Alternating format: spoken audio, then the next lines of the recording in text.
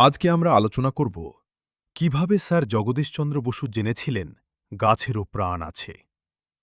অনেকেই জানেন যে গাছেরও প্রাণ আছে। সেটি আজ বুঝব ক্রেস্কোগ্রাফ উদ্ভাবন। এটি ছিল তার সবচেয়ে বড় অস্ত্র।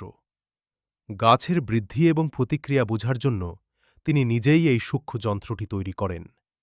এটি গাছের নড়াচড়াকে প্রায় ১০,০০০ গুণ বড় করে দেখাতে পারত।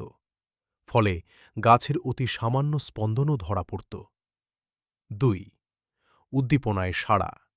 তিনি দেখেন যে প্রাণীদের মতো গাছও বিভিন্ন উদ্দীপনায় প্রতিক্রিয়া দেখায়।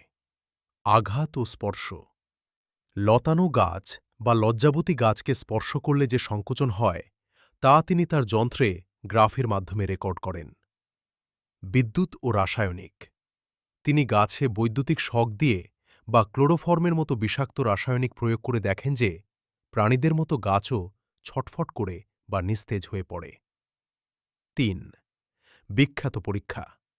একবার লন্ডনের এক বৈজ্ঞানিক সভায় তিনি একটি গাছের গোড়ায় বিষ, পটাশিয়াম সায়ানাইড ঢেলে দেন। তিনি যন্ত্রের মাধ্যমে পর্দায় দেখান যে বিষ দেওয়ার পর গাছটি কিভাবে যন্ত্রণায় ছটফট করছে এবং শেষ পর্যন্ত যখন গাছটি মারা যায় তখন যন্ত্রের কাঁটাটি একটি প্রচণ্ড ঝাঁকুনি দিয়ে স্থির হয়ে যায়। এই পরীক্ষাটি প্রমাণ করে যে গাছের কেন্দ্রীয় স্নায়ুতন্ত্র না থাকলেও তাদের মধ্যে প্রাণের স্পন্দন এবং অনুভূতি আছে।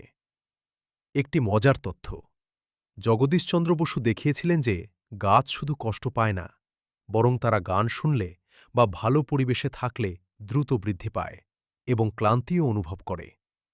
এটিই আমার প্রথম ভিডিও। আরও নতুন কিছু শেখার জন্য আমাকে ফলো করুন।